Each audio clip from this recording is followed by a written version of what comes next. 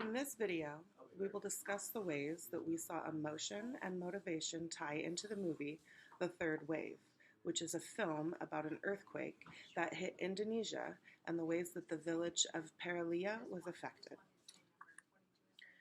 The motivators I witnessed were both extrinsic and intrinsic, depending on the person. An intrinsic motivator demonstrated was in the father who brought his daughter as a birthday present. He had intentions of teaching his daughter how it can feel to give back to the world. This is intrinsic because it fulfills an internal need to feel better about yourself.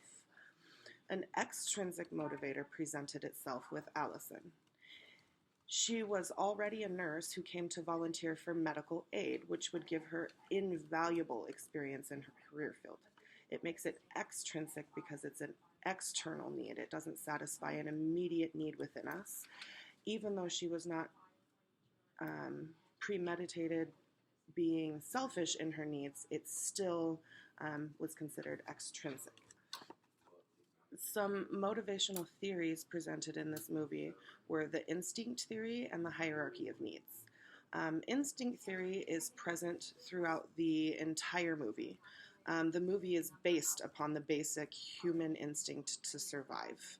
That need drives almost all of the emotions in the video, not only the victims, but the volunteers as well. It shows through strongly when the sense of community starts to fade when the villagers are struggling to survive. It is interesting to watch how the hierarchy of needs plays into the film. Donnie seems to struggle with putting his needs first until it made him sick, but ultimately his basic human physiological needs had to be met in order for him to continue. As humans, we need to understand we can't help others without first fulfilling our own cup. So the two theories that we have discovered in the film is Maslow's hierarchy of needs and the drive reduction theory. Maslow's hierarchy of needs consists of physiological needs. Going up is safety needs, belongingness and love needs, esteem needs, self-actualization needs, and self-transcendence needs. The other one, drive reduction theory, consists of physiological needs, which creates a aroused state that motivates us to satisfy the needs. So of course that includes if you're hungry, if you're starving, if you're feeling sick, then it's said that this needs usually is what would drive us to do certain things.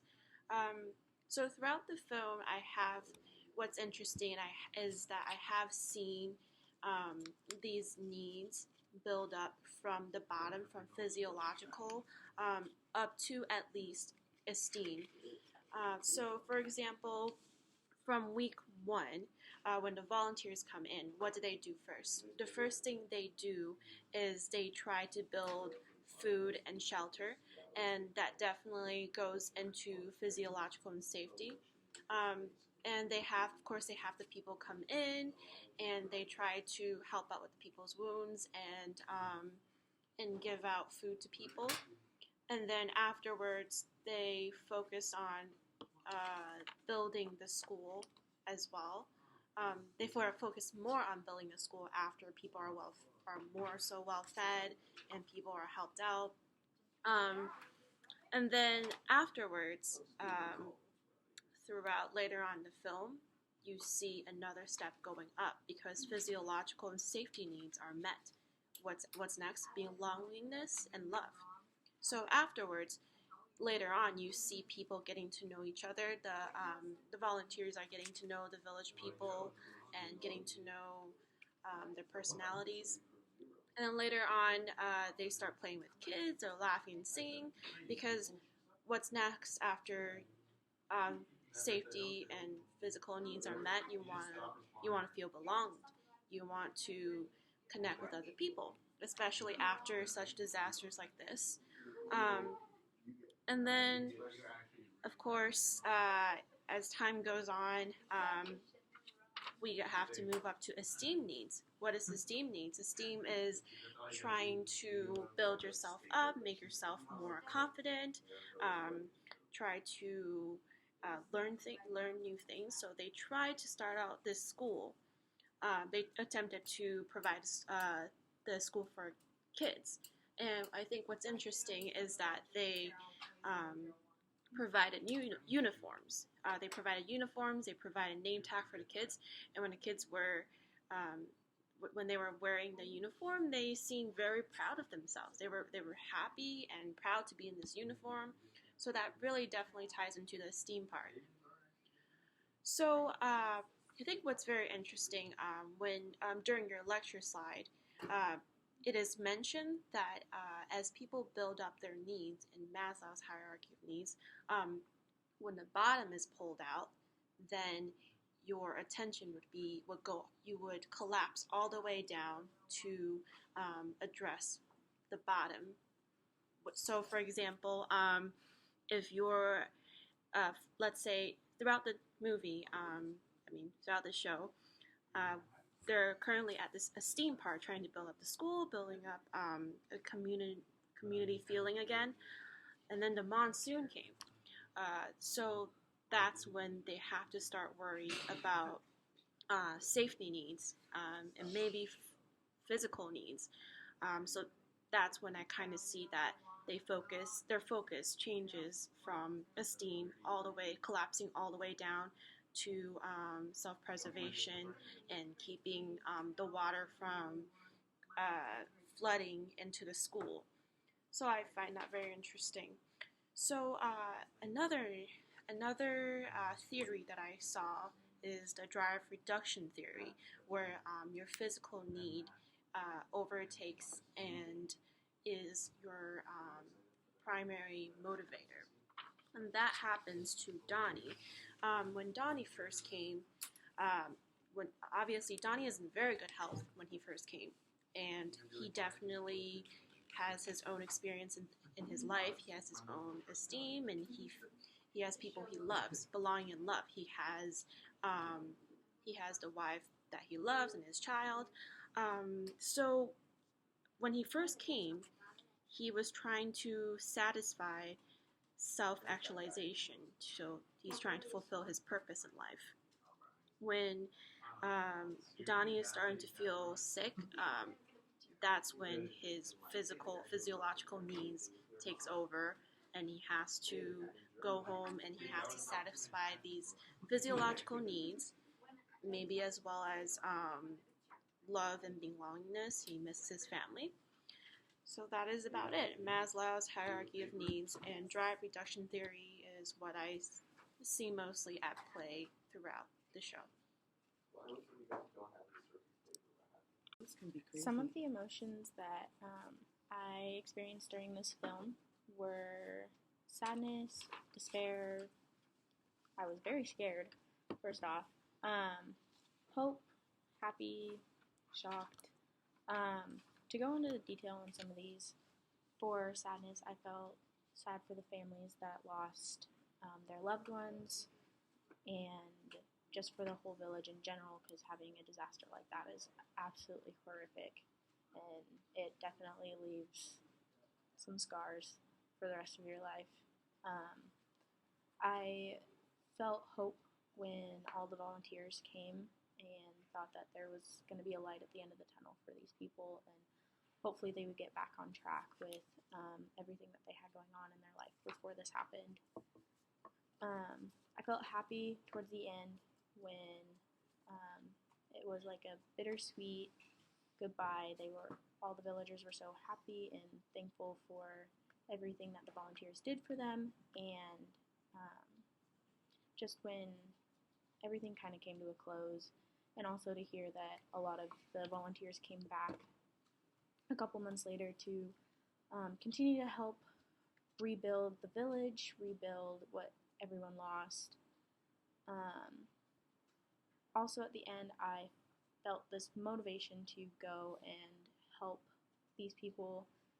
I know that we don't have all these disasters happen, and they don't happen very often, but it does make me feel like I want to go and help these people in any way that I can, whether it's donate or actually fly down there and help rebuild what they lost.